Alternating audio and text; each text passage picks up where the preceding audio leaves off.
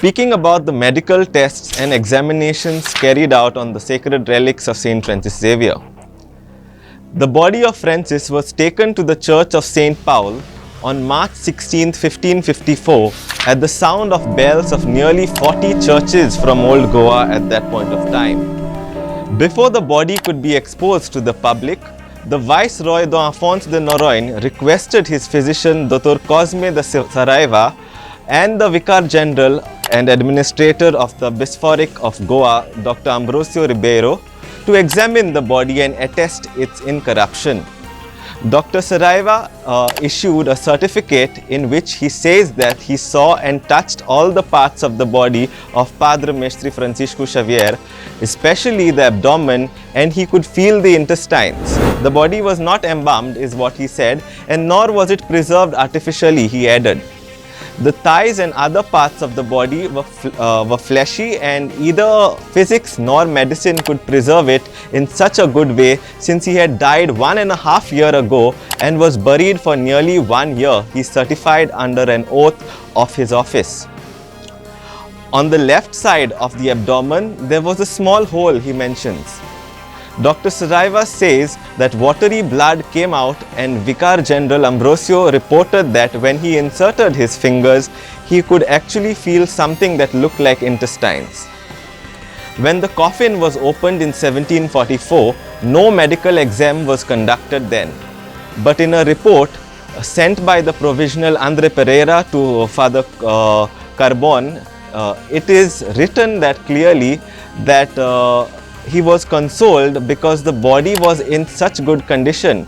He writes that they have verified with their own eyes the continuation of the miracle after examining the head, the face, the chest and the legs that were still covered with hair. At no stage there is evidence that there was any form of rotten smell emanating from this body. In 1859, the body was examined by physicians. They found the skull covered with skin and hair. On the right side it was seen that there was skin and hair that was covering the skull and the head. The face was desiccated and dark with an opening on the right side, which was earlier supposedly a bruise that was caused in Malacca when he was buried there. The abdominal walls were desiccated and a bit dark. There were no intestines at this point of time. The feet were desiccated. The fifth and the fourth toes of the right foot were missing, is what was reported. In 1878, the public health officers were also present during the opening of the coffin. They examined the body and found it to be in a good condition. In 1890, the body was not examined by physicians, neither in 1900. But in 1900, it was only mentioned that it was observed that the venerable body of the saint had not suffered any noticeable change since the time it was closed in 1891. In 1910, the body was examined by physicians who said that the body was in such a state and condition that it would be suitable for exposition and to be venerated. On August 12, 1923, the body was examined by Dr. Francisco Antonio Vulfango da Silva, the Director of Health Services. He examined only the parts that were not covered.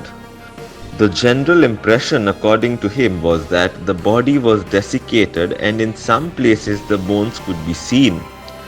The thighs could not be checked thoroughly, but they seemed to have been desiccated and still with some softness, is what he said. On January 9th, 1932, the body was examined by physicians. Some bones and the skull could be seen at this point of time. The ears, especially the right one, was still well preserved, they stated.